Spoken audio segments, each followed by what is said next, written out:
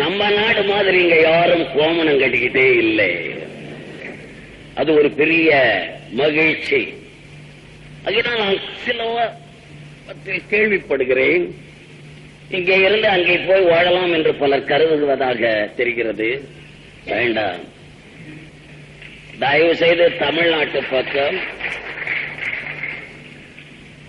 திரும்பவே கூடாது. நீங்கள் இந்த தாயகத்தை விட்டு உங்களுக்கு சொல்லுகிறேன், இந்த மாதிரி ஒரு நாடு உங்களுக்கு கிடைக்காது.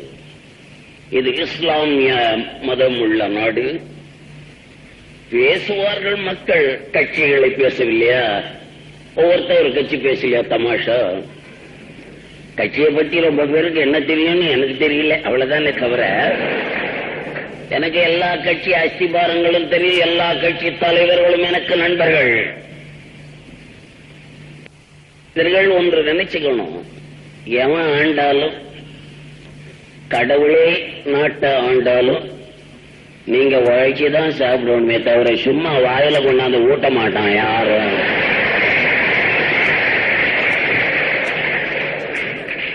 அங்கே உழைத்தாலும் சாப்பிட முடியாது, ஓரளவிற்குத்தான் சாப்பிடலாம். இங்கே உழைத்து நன்றாக நீங்கள் சாப்பிட்டு இருக்கிறீர்கள். ஆகையினாலே எந்த காரணத்தை மட்டும் அந்த எண்ணத்திலே தமிழகத்துக்கு வந்துவிடலாம் என்று யாரும் கருதி தவறி வந்துவிடப் போகிறீர்கள். அது வந்தவனை எல்லாம் வாழ வைக்கும் தமிழ்நாடு, அது எங்களுக்கு தெரியும். வந்தவனெல்லாம் யார எங்கெங்க உதைச்சு அனுப்புறாங்களோ அவனெல்லாம் வாழ வைப்போம், அவ்வளவுதான். நீங்க வந்து அப்புறம் நாங்க அது நல்லா இருக்காது, நல்லா இருக்கிறவங்க எல்லாம் வரக்கூடாது. எனக்கு பொறாமையா இருக்குது உங்களெல்லாம் பார்த்து. இவ்வளவு நல்ல நாட்டுல வந்து சிக்கிக்கிட்டீங்க. நீங்க தெரிஞ்சிருந்தா உங்களோட நாங்க வந்திருப்போம். அப்பவே சான்ஸ் போச்சு, என்னத்தை செஞ்சு தொலைக்கிறது. ஆகையினாலே மலேசியா, அமெரிக்கா, ரஷ்யா, இங்கிலாந்து இதை பற்றிலாம் ரொம்ப பெருமையா பேசுவான். அங்கேயும் உட்காந்துக்கிட்டு இங்கேயும் உட்காந்து தமிழன் இன்னொரு நாட்டை தான் பேசுவான். அமெரிக்கால யாருக்காவது மந்திரி வேலை கொடுப்பானா? இல்ல எந்த தமிழனுக்காவது சூப்பரண்ட் ஆஃப் போலீஸ் கொடுப்பானா? இல்ல எம்எல்ஏ கொடுத்துருவானா?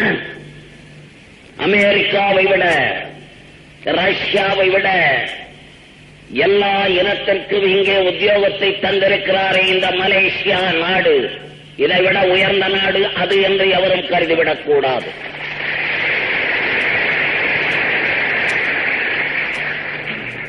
ஏதோ சிறு சிறு பிணக்கங்கள் இருக்கலாம், போக போக உங்களுக்கு சரியாகிவிடும்.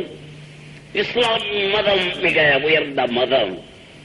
அது பெரியார் ஒரு காலத்திலே சொன்னார், திராவிட கழகத்திலே.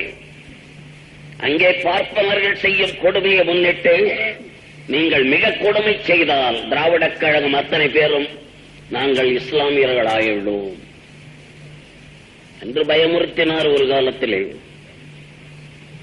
ஆகையினால் அந்த மதத்தில் ஒன்று தப்பு இல்லை, நல்லதோர் கடவுளை வைத்திருக்கிறார்கள் அவர்கள். நாகரிகமான கொள்கை.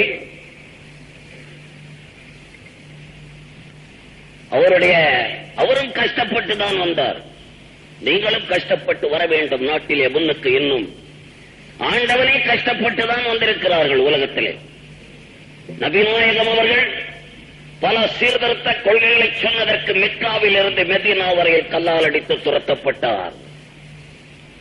தொழுகையின் போது ஒட்டகத்தின் குடலை அவர் முதுகிலே சுமக்க வைத்தார் மடமை உலகிலே.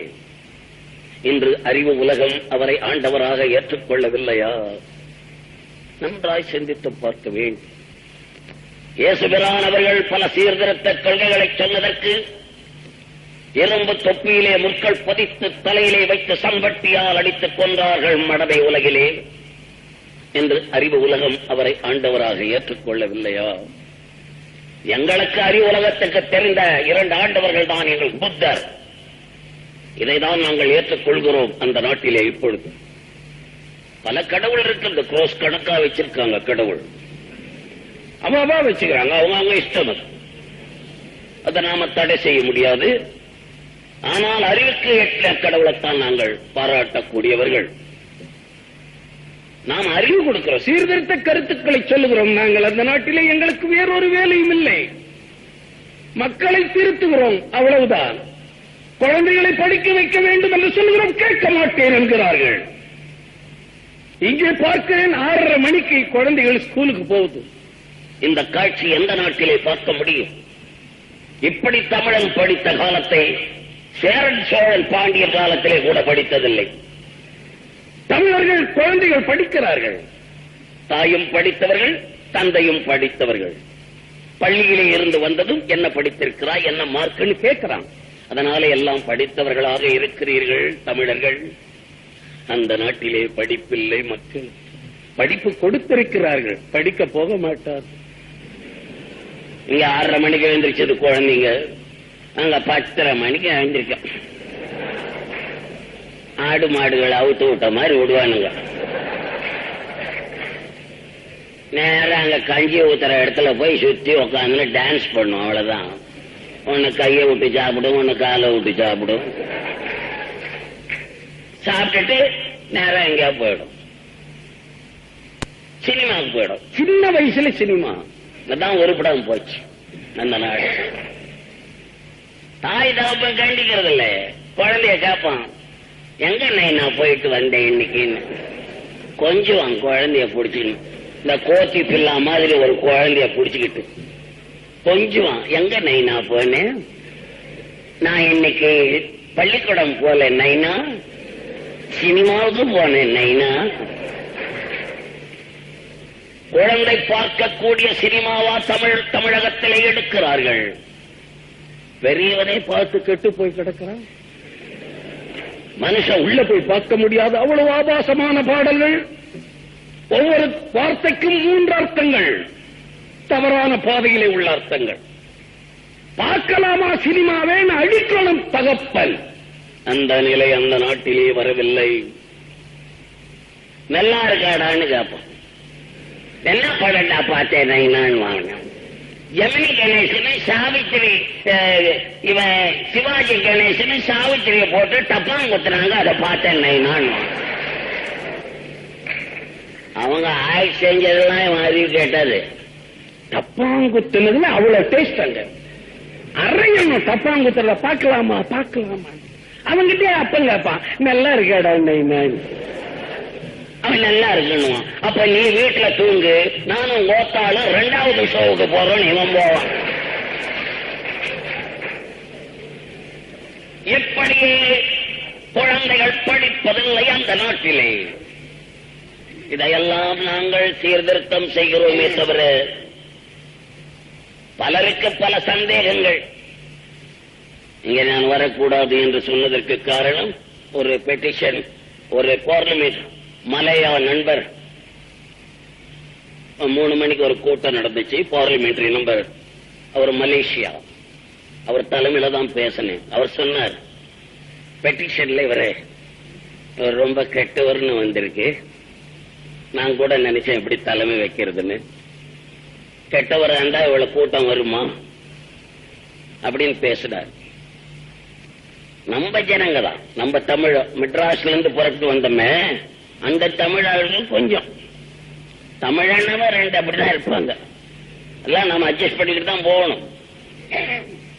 என்ன எழுதிருக்காங்க, அங்க சுட்டுட்டு ஜெயில இருந்துட்டு இங்க வந்திருக்காரு. எவ்வளவு சொல்லுவா என் கதைய தெரிஞ்சுக்கிட்டேன்டா இந்த நாட்டுல. யார போய் சுட்டோம்? ஏதோ 2 நண்பர்கள், எம்ஜி ராமச்சந்திரன், நானும் ஒரு நண்பன், 50 வருஷமா சிநேகிதம். 2 பேரும் தமாச்சா சுட்டுக்கிட்டோம்.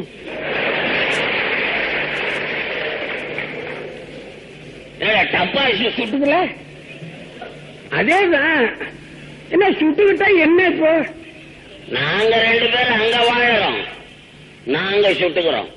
தமாஷ் கதை இவனுக்கு தெரியாம எங்க இருக்கிறவன், இவன் சும்மா 2 ரூபாய் டிக்கெட் கொடுத்துட்டு வேடிக்கை பாக்குற பைய, இவனுக்கு என்னமோ அவனை தெரிஞ்ச மாதிரி பேசுறான்.